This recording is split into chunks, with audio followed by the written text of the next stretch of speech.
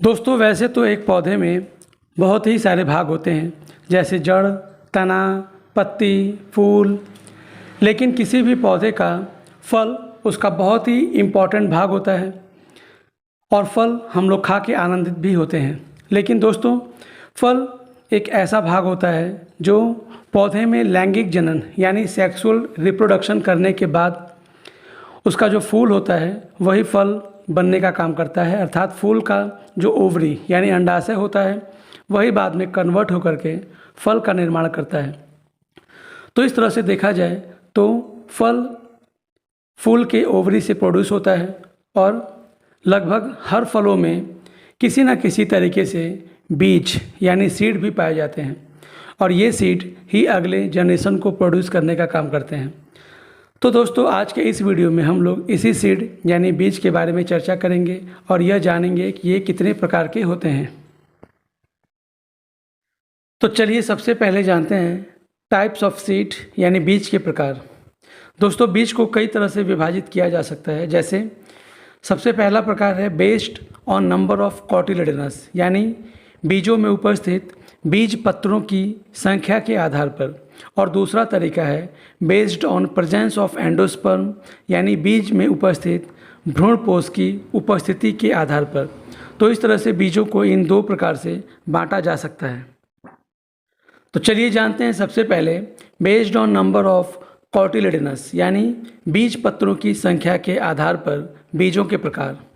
दोस्तों बीज पत्रों की संख्या के आधार पर देखा जाए तो बीज दो प्रकार के होते हैं, जिसमें से पहला प्रकार होता है मोनोकॉटिलेडनस सीड्स यानी एक बीजपत्री बीज, और दूसरा प्रकार होता है डाइकॉटिलेडनस सीड यानी द्विबीजपत्री बीज।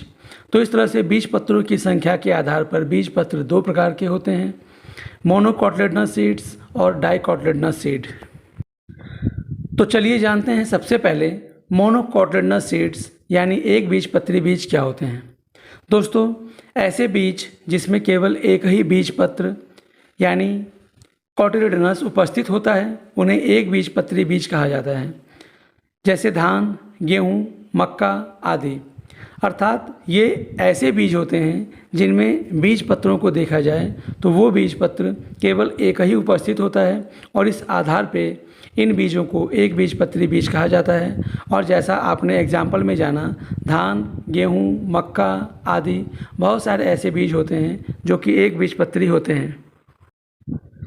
जैसे इस चित्र में ये धान के बीजों को दिखाया गया है और इसी प्रकार से इस चित्र में यह गेहूं के बीजों को दिखाया गया है और यह गेहूं की फसल को दिखाया गया है जिसमें इस पौधे के अंदर गेहूं के बीज उत्पन्न हुए हैं।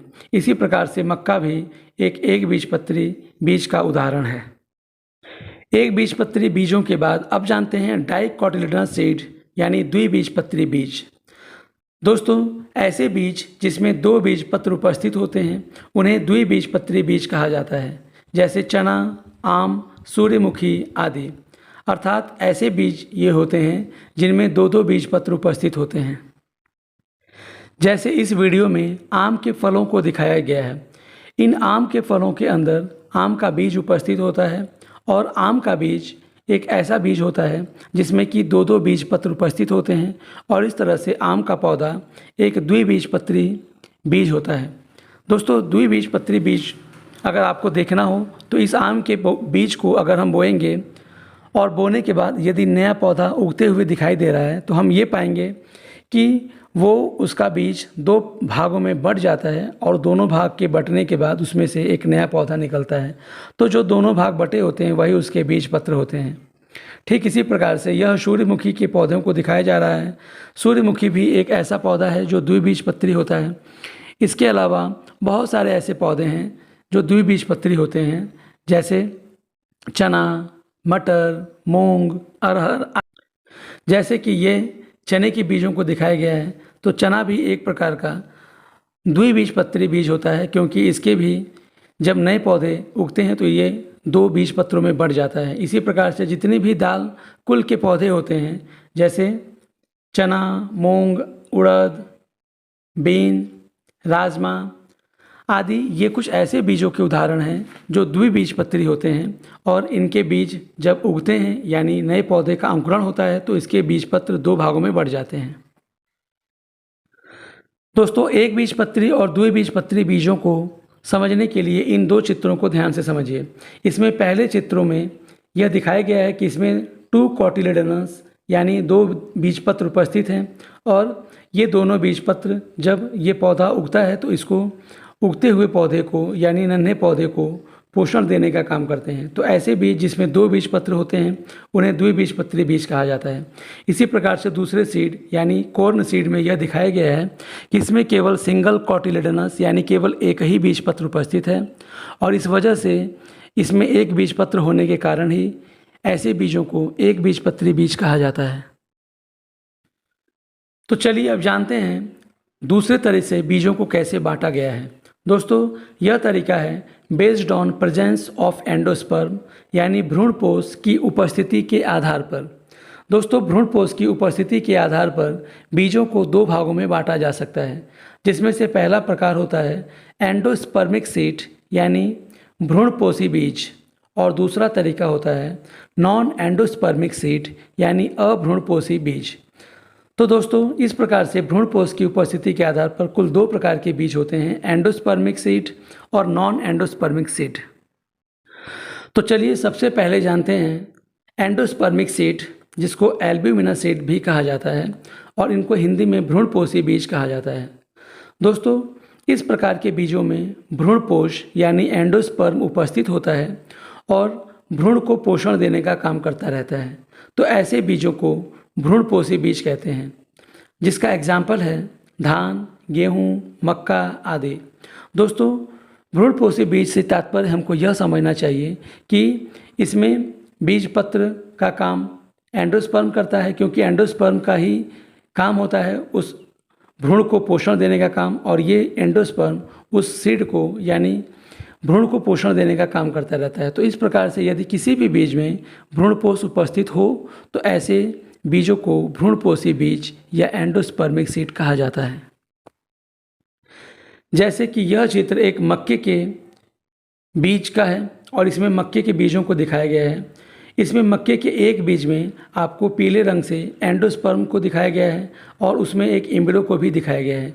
जब ये इम्ब्रो नए पौधे में जर्मिनेट करता है तो ये एंडोस्पर्म ही इन बीजों में पोषण देने का काम करता रहता है और उस भ्रूण को तब तक पोषण देता है जब तक कि वो भ्रूण या वो नन्हा पौधा अपना भोजन खुद न बनाने लगे।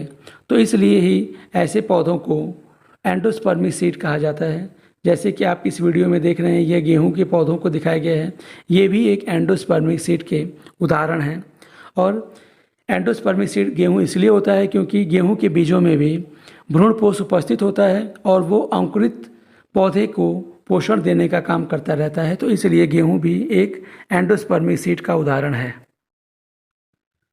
तो चलिए अब जानते हैं भ्रूणपोष के आधार पर दूसरा प्रकार का बीज कौन सा होता है, जिसको नॉन एंडोस्पर्मिक सीड या नॉन एल्ब्यूमिना सीड भी कहते हैं या अभ्रूणपोषी बीज भी कहलाते हैं। दोस्तों, इस प्रकार के बीजों में भ्रूणपोष यानी एंडोस्पर्म उपस्थित नहीं होता है और भ्रूण को पोषण देने का काम बीज पत्र करता है। तो ऐसे बीजों को अभ्रूणपोषी बीज कहते हैं, जैसे चना, मटर, सेम, सूर्यमुखी, आम आदि। दोस्तों, एंडोस्पर्मिक और नॉन एंडोस्पर्मिक सीड को समझने के लिए इस चित्र को ध्यान से देखिए। इसमें पहला है बीन सीड, जिसमें 2 कोटिलेडोनस उपस्थित हैं और इसमें कोई भी एंडोस्पर्म नहीं होता है, क्योंकि भ्रूण को पोषण देने का काम ये दोनों बीजपत्र यानी कोटिलेडोनस करते हैं। तो इसलिए यह बीन सीड जो है अभ्रूणपोषी बीज है।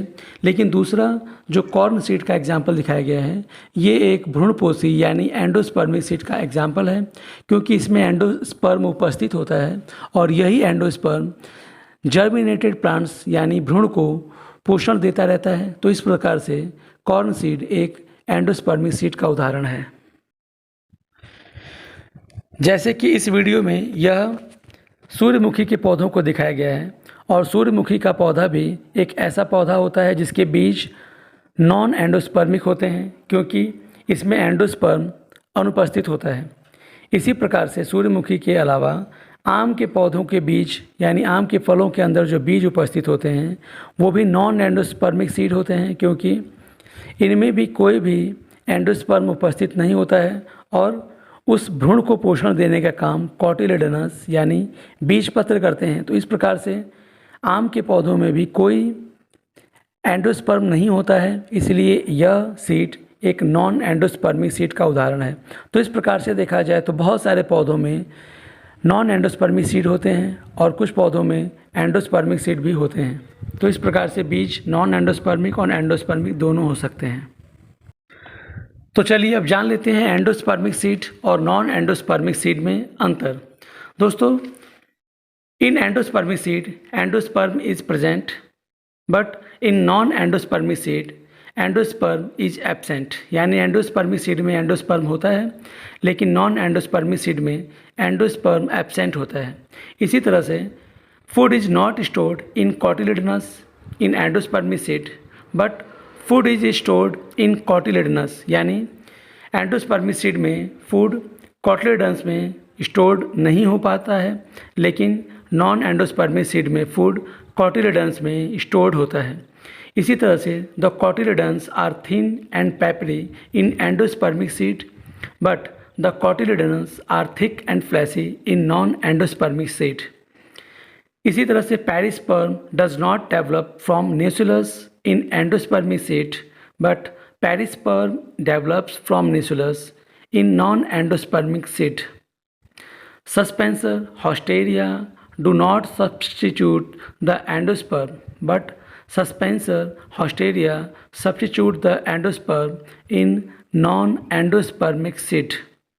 The example of endospermic seed is castor, maize, wheat, paddy, etc.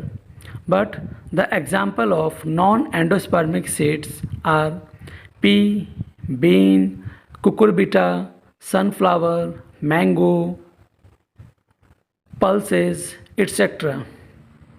तो दोस्तों, इस चित्र के द्वारा आपको एंडोस्पर्मिक सीड और नॉन एंडोस्पर्मिक सीड में अंतर बताया गया।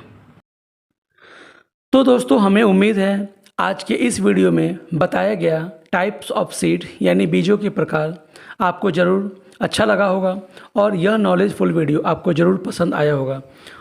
और इसी तरह से हम आगे भी आपको रोचक और इंटरेस्टिंग वीडियो देते रहेंगे। और यदि ये वीडियो आपको पसंद आया हो तो इस वीडियो को लाइक और इस चैनल को सब्सक्राइब जरूर करें, जिससे हमारा हौसला इसी तरह से बढ़ता रहे और हम आपको और अच्छी वीडियो दे पाएँ। धन्यवाद।